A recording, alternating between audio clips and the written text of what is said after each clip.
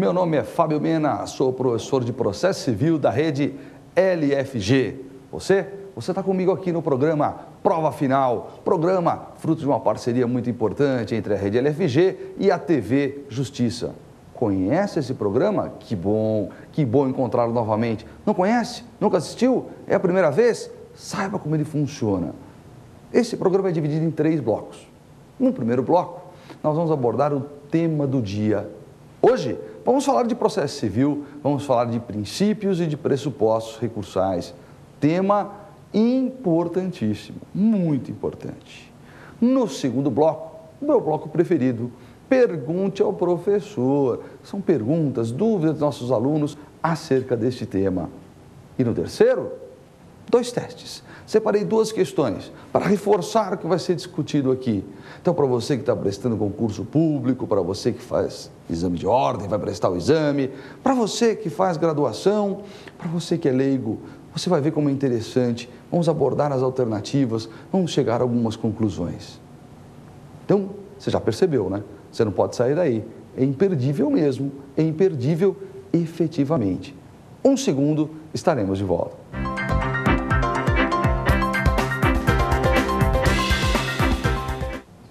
Eu costumo responder uma pergunta.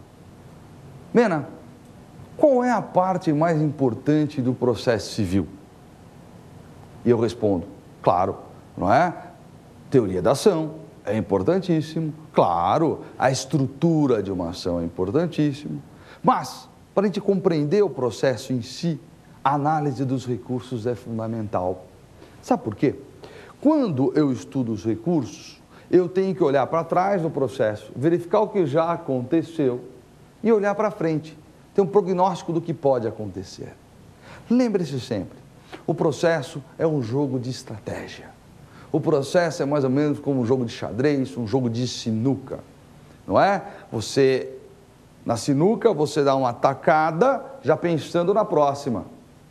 Xadrez é a mesma coisa. Dama, jogo de dama, você faz uma jogada pensando na próxima. O processo é assim.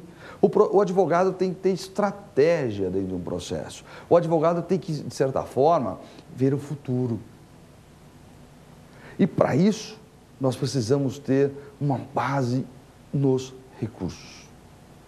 É fundamental o estudo dos recursos. Só que, toda vez que nós falamos em estudar recursos, a primeira coisa que vem em mente é a análise dos recursos em espécie. Eu quero estudar apelação, eu quero estudar agravo, eu quero estudar recurso especial, eu quero estudar recurso extraordinário. Válido? Claro que é válido. Mas a gente esquece de uma coisa. Que antes de estudar os recursos em espécie, nós temos que estudar em muito, e talvez mais que os recursos em espécie, a parte da teoria geral dos recursos. E quando a gente fala em teoria geral dos recursos, a gente consegue dividi-lo em 3 partes. Conceito de recurso, princípios recursais e os pressupostos de admissibilidade.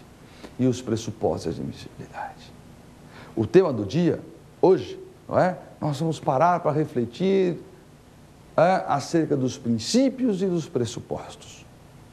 Se você tiver uma boa... se você for determinado, se você efetivamente estudar princípios e pressupostos, eu garanto que o estudo dos recursos em espécie vai ficar bem mais fácil. Quero você aqui comigo agora, quero você prestando atenção, quero você participando. Você vai ver quantos frutos você vai tirar dessa nossa colocação hoje. Princípios. Fundamental. Por que a gente estuda princípios? Porque os princípios nos dão as diretrizes, não é? As diretrizes dos recursos. Nós temos as premissas dos recursos dentro dos princípios. E o primeiro princípio, que a gente não pode esquecer, é um princípio muito importante, é o princípio da taxatividade. Princípio da taxatividade. O que prevê este princípio da taxatividade? Ele vai dizer o seguinte, que os recursos estão enumerados na lei. Que no sistema brasileiro eu só posso interpor um recurso se ele estiver previsto na lei, eu não posso criar um recurso. Talvez essa questão da taxatividade fique mais clara no processo do trabalho, onde não existe, por exemplo, o recurso de agravo, e você se depara com situações do processo do trabalho onde não há recurso. Eu posso inventar? Não. Eu não posso inventar o recurso, porque tem que estar previsto em lei. Tem que estar previsto em lei. Dentro do Código de Processo Civil, nós temos situações onde não se admite recursos. Eu posso criar o recurso? Não. Por quê? Porque eu tenho um princípio, porque eu tenho uma premissa, princípio da taxatividade. No caso do Código de Processo Civil, você vai encontrar os recursos lá no artigo 496. O artigo 496 enumera os recursos do CPC.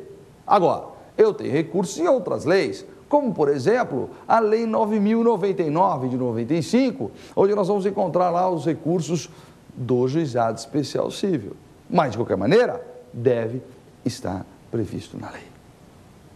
Outro princípio muito importante é o princípio do duplo grau de jurisdição.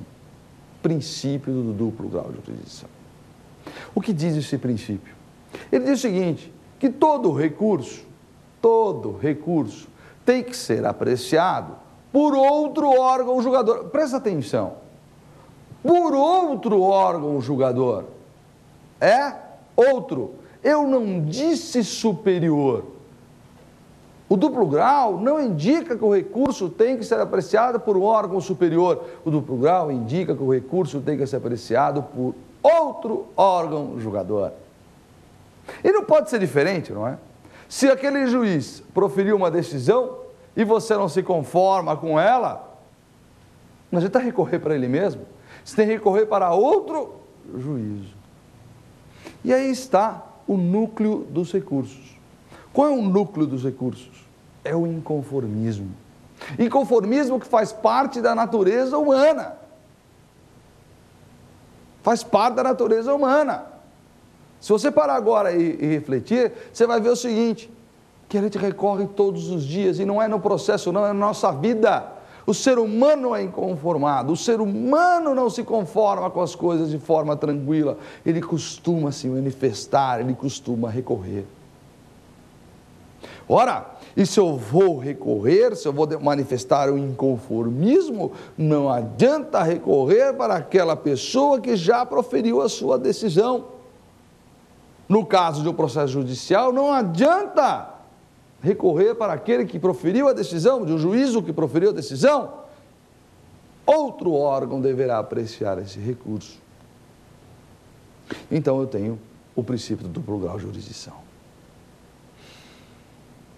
que não pode se confundir com o chamado duplo grau de jurisdição obrigatório, ou reexame necessário. Alguns preferem dizer remessa ex officio. É aquela situação do artigo 475 do CPC, que diz o seguinte,